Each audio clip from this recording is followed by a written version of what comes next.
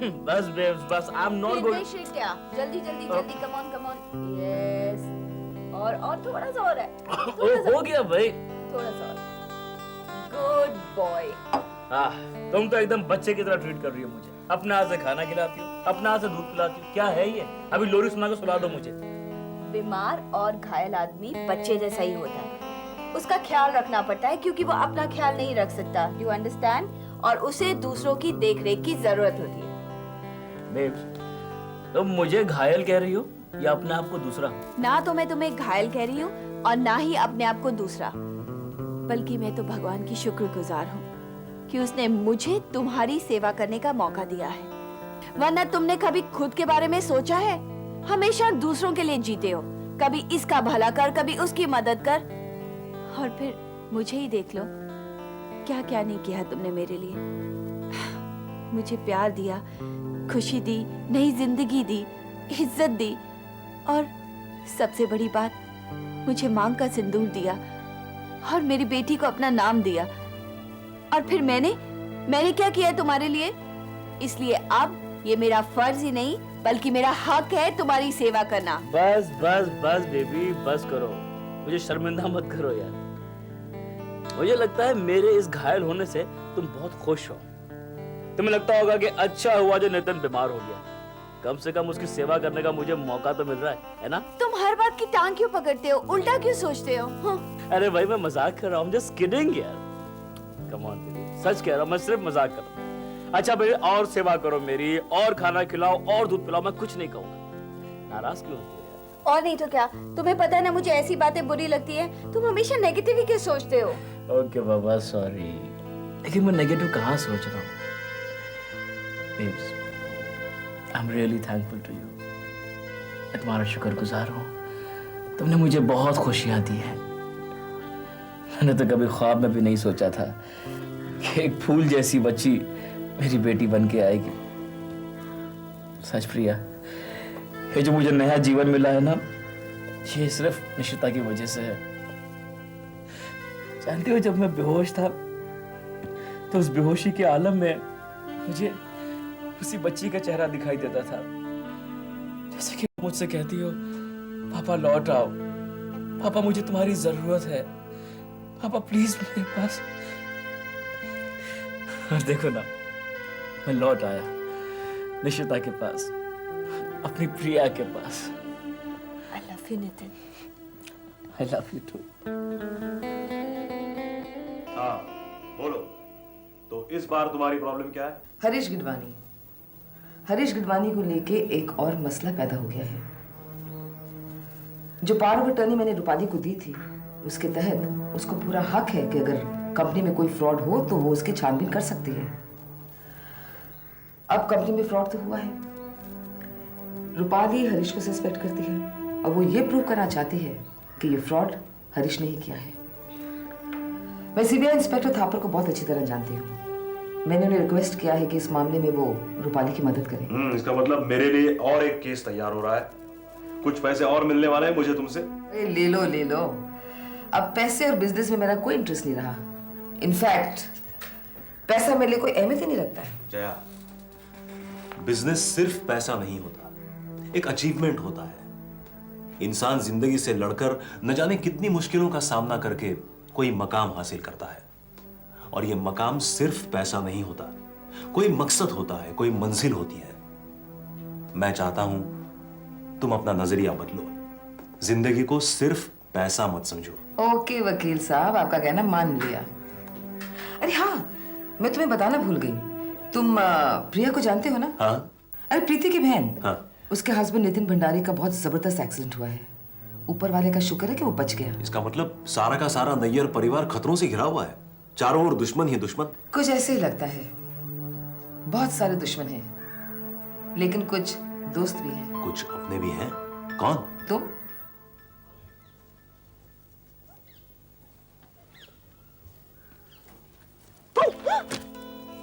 हाय संदीप, तुम यहाँ? क्यों, मैं यहाँ नहीं आ सकता? हाँ बिल्कुल आ सकते हो। ये लेकिन अभी तो हम मिले थे। अभी? हम तो कल मिले थे ना? ओह, मतलब तुम एक दिन भी गुजार नहीं सकते मेरे चबेले बगैर? You mean you miss me so much? देखो देखो आयशा, बातों को घुमा फिरा कर इधर उधर लेके जाने की कोशिश मत करो। हाँ जी नहीं, मैं बातों को सही तरफ लेके जा रही हूँ। आयशा, मैं तुम्हारा दोस्त हूँ, तुम मेरी जिम्मेदारी हो, इसलिए मैं तुम्हारा हालचाल पूछने के लिए बार बार यहाँ आ जाता हूँ। संजीव, मैं अपने घर भी हूँ, मैं यहाँ भी सेफ नहीं हूँ क्या? तुम झूठ बोल रहे हो, झूठ। एक्चुअली तुम मुझे मिस करते हो। आयशा, मैं किसी को मिस नहीं करता। I am sorry, I mean मेरे जैसे इंसान को इमोशनल होने का कोई हक नहीं है। सुना है मैंने, जो इंसान दूध का जला होता है ना, वो छाछ भी फूंक फूंक कर पीता है, और तुम तो शिखा में पूरी तरह जल चुके हो। आयशा, तुम क्या चाहती हो? मैं यहाँ से चला जाऊँ? नहीं, मैं चाहती हूँ कि तुम यहाँ बैठो, मैं तुम्हारे लिए चाय बना कर लाऊं, पकौड़े बना कर लाऊं, तुम्हें अपने हाथों से खिलाओ, या तुम मुझे डेट पे लेके चलो। ऐसा कुछ भी होने वाला नहीं है, मैं सिर्फ तुम्हारा हालचाल पूछने के लिए यहाँ आया था। अरे बाबा, जैसे मुझे बॉबी ने बुलाया था वैसे तो ले जा सकते हो ना। बॉबी? तुम बॉबी से मिली थी? उसने मुझे बुलाया था, वो कुछ अशोक के बारे में कहना चाहता था, और ये भी बताना चाहता था कि वो मेरी मदद क्यों करता है। उसने कई बार अशोक की चालों से मुझे आगाह किया है, लेकिन जब मैंने वजह पूछी उसने टाल दिया, कहने लगा वक्त आने पर बताऊंगा। आखिर क्या वजह हो सकती है? देखो आयशा, कभी कभी कोई इंसान बेवजह भी किसी की मदद कर देता है, बिना किसी चीज की उम्मीद किए हुए हम किसी की हेल्प कर देते हैं, जैसे कि मैं। अरे हाँ, जैसे कि तुम चाहते हो कि लोग तुमसे प्यार करें, तुम्हें रिस्पेक्ट करें, इसीलिए तुम ये सब करते हो ना। तो उसमें बुराई क्या? अरे मेरे कहने का मतलब ये है कि वो भी मुझसे कुछ ऐसा एक्सपेक्ट कर रहा होगा ना। कौन? अरे बॉबी। मैं चलता हूँ, मुझे कुछ काम याद आ गया। एक मिनट रुको, अभी अचानक तुम्हें क्या हो गया? देखो ऐसा मैं सोच रहा हूँ कि मुझे उन हालात से दूर ही रहना चाहिए जिन्होंने मुझे चोट पहुंचाई है। मैं अपने आप को नॉर्मल करने की कोशिश कर रहा हूँ, लेकिन मेरा ये नेचर ही ऐसा है कि मुझे बार बार उन्हीं चीजों की तरफ खींच कर ले जाता है जिन्हें मैं अवॉइड करना चाहता हूँ। तुम क्या कह रहे हो? मुझे कुछ समझ में नहीं आ रहा। वक्त आने पर समझ जाओगे। बाय।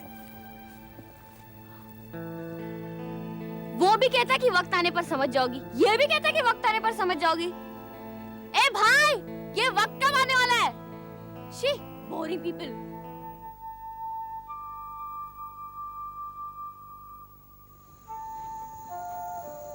शिफाली, शिफाली। हाँ? क्या हुआ बेटा? सपना देखा। बहुत बुरा था? नहीं, सच्चाई को इतने सामने देखकर मैं डर गई थी। मैंने देखा कि पापा पता नहीं कहाँ चले गए। मैं पापा से नफरत करती हूँ, लेकिन ये रिश्ता दिल से निकलता ही नहीं।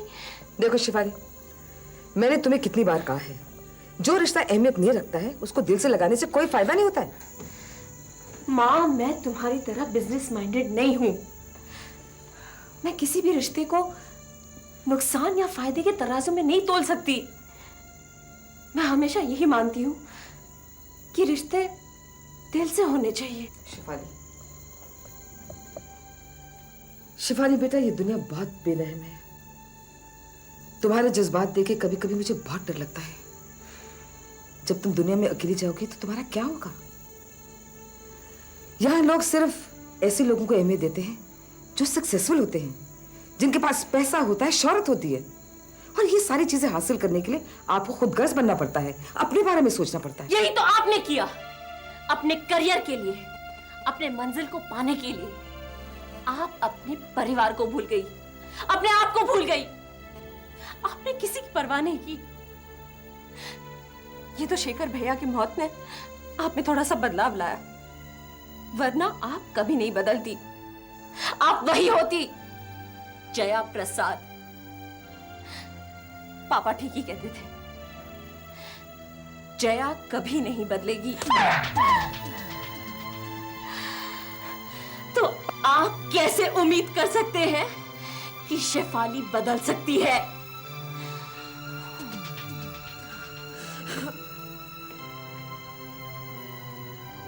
तुम लोगों के लिए किया था शिवाली, तुम लोगों के लिए किया था, किसी के लिए नहीं किया था।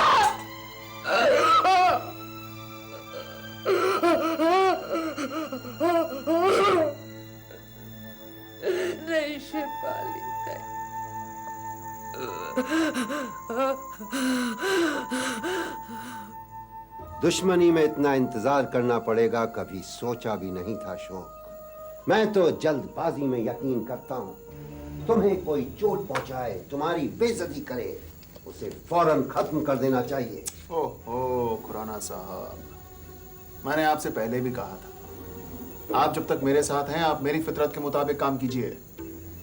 हमें वक्त चाहिए अपनी साजिशों को अंजाम देने के लिए। हमें सोचना पड़ेगा कि किसे किस तरह से नुकसान पहुंचाया जा सकता है। छोटी मोटी दुश्मनी का क्या है, वो तो ऐसे भी निकाली जा सकती है। सवाल तब पैदा होता है जब हमारे दुश्मन बहुत सारे लोग हों और ये बहुत सारे लोग एक ही खानदान से ताल्लुक भी रखते हों। ऐसे में दुश्मनी का मजा ही कुछ और है। आप वो मजा लूटिए ना, किन चक्रों में पड़े हैं। मैं नितिन और प्रिया को तबाह कर देना चाहता हूं। उन्हें ऐसी सजा देना चाहता हूं जिसे वो जिंदगी भर याद रखें। प्रिया की वजह से दीपक पर असर हुआ और दीपक ने मेरी भांजी निशा पर चोट पहुंचाई है। इसे मैं जिंदगी भर नहीं भूल सकता हूं। ठीक है, तो आप सही वक्त का इंतजार कीजिए और कर भी कह सकते हैं आप। एक्सक्यूज मी खुराना साहब। हेलो दोस्त, कैसे हो दोस्त? अरे हरीश, तुम क्या करते हो यार? दोस्त बोलते हो और फिर खुद ही इतनी दूरियां बना ली हैं तुमने। अरे मुझे तो अपनी दोस्ती पे शक होने लगा है यार। अरे एक बात बताओ, तुम कौन से बिल में जाके छिप गए हो? अपनी बेइज्जती से डरते हो या अपने गुनाहों से? अरे अगर गुनाह किए हैं तो उनकी सजा का सामना करना भी तो सीखो। अशोक, मैं ऐसे गुनाह करता ही नहीं जिसमें मैं पकड़ा जाऊं। जब मैं गुनाह करता हूं तो नामो निशान तक नहीं मिलता। और शहर से दूर यहाँ बैठा मैं वक्त बर्बाद नहीं कर रहा हूँ, बल्कि जया प्रसाद की नींद को खोखला करने में लगा हुआ हूँ। अशोक, मेरे पास कुछ ऐसे तरीके हैं जिससे जया प्रसाद के जितने सारे बिजनेस हैं वो सारे उसके हाथ से निकल जाएंगे। और फिर अशोक, ये तो तय ही था कि जब तक तुम्हें फाइल हासिल नहीं हो जाती मैं दूर रहूंगा। हाँ तो अब आ जाओ, तुम्हारा काम हो चुका है। मतलब तुमने फाइल हासिल कर ली है? हाँ, शुक्रिया अदा करो खुराना साहब का। एक झटके में तुम्हारा काम कर दिया उन्होंने। करूंगा अशोक, जरूर करूंगा, फिक्र मत करो। तुम दोनों का शुक्रिया अदा करने मैं खुद आऊंगा और अपने ढंग से करूंगा। और तुम दोनों को खुशी होगी कि तुम्हारी दोस्ती हरीश गिरवानी के साथ है। तुमने मुझे ये खबर दी, इसके लिए शुक्रिया। मेरे लिए इतना काफी है। Okay Ashok.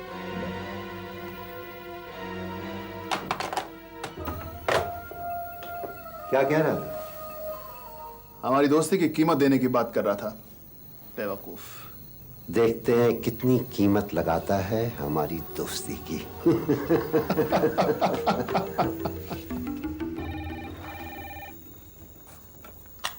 Hello hello, Rupali Nayyar, कैसी हो तुम? Vikram uncle, how are you? आपने कितने दिनों बाद मुझे फोन किया है? फिर भी एक झटके में तुमने मेरी आवाज पहचान ली। मैंने आपकी आवाज नहीं, आपके अंदाज को पहचान लिया।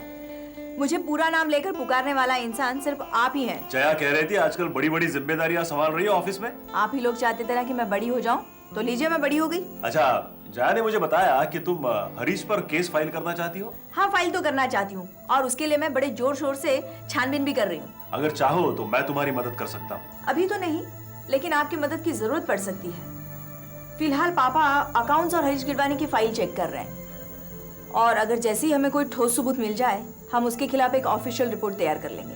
ठीक है, जैसे वो लीगल रिपोर्ट तैयार हो जाए तुम उसकी एक कॉपी मेरे ऑफिस में फैक्स कर देना ताकि मैं भी उसे रीचेक कर लूं। फैक्स क्यों? मैं तो खुद आकर वो रिपोर्ट आपको दूंगी ताकि उस पर ऐसे ऐसे दफा लगा सकूं कि वो हमेशा हमेशा के लिए यहाँ से दफा हो जाए। Am I right? 100%। Okay Rupali Nayyar, bye. Bye uncle and thanks for calling. My pleasure.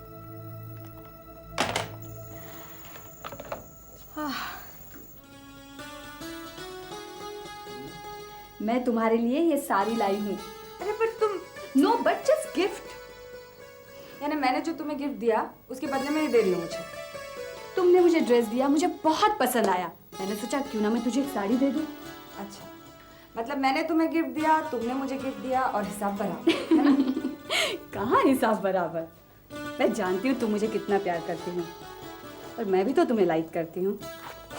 मुझे इतना ही लाइक करती हो तो मेरी बात क्यों नहीं मानती? अपनी मम्मी से दूरियां क्यों बना के रखी है? मैं कहाँ दूरियां बनाना चाहती हूँ। बल्कि मैं तो नजदीकियों का रास्ता ढूंढ रही हूँ। मुझसे नजदीकी का लेकिन अच्छा रास्ता ढूंढा है तुमने, साड़ी गिफ्ट करके। मैडम, आप भूल रही हैं कि मैं बुटीक खोलने वाली हूँ। हाँ, मैं बिल्कुल नहीं भूल रही हूँ, बल्कि मैं तुम्हें रिश्वत दे रही हूँ। रिश्वत? अपने साथ काम पे लगाने के लिए। तुम मेरे साथ काम करोगी? क्यों नहीं? तुम्हें असिस्टेंट की जरूरत नहीं है? नहीं। नहीं। नहीं। लेकिन अगर तुम मेरे साथ काम करना चाहोगी तो मुझे असिस्टेंट नहीं है, पार्टनर की जरूरत है। पार्टनर की। यस।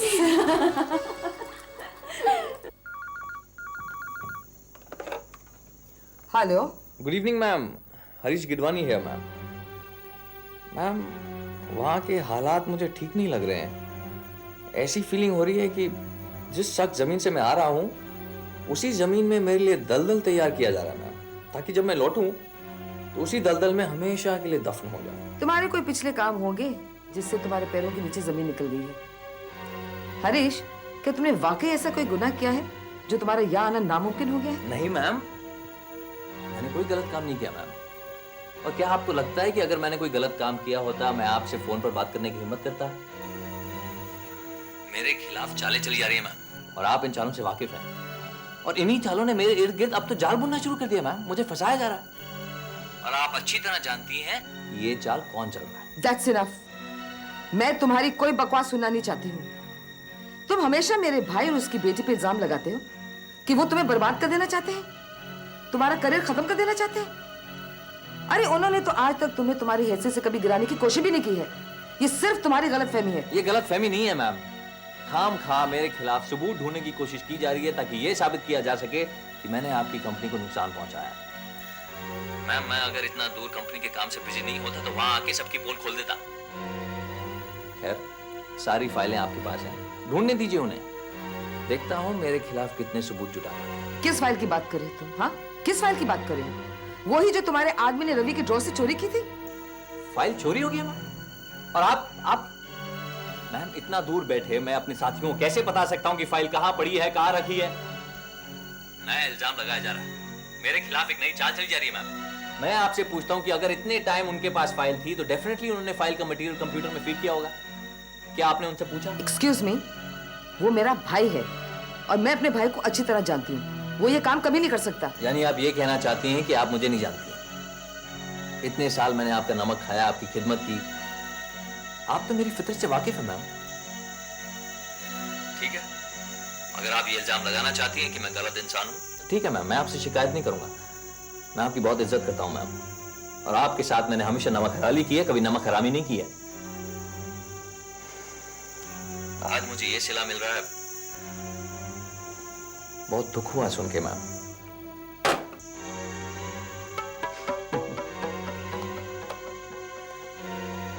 औरत जात को अगर कोई चीज बेवकूफ बना सकती है तो वो है इंसान का जज्बाती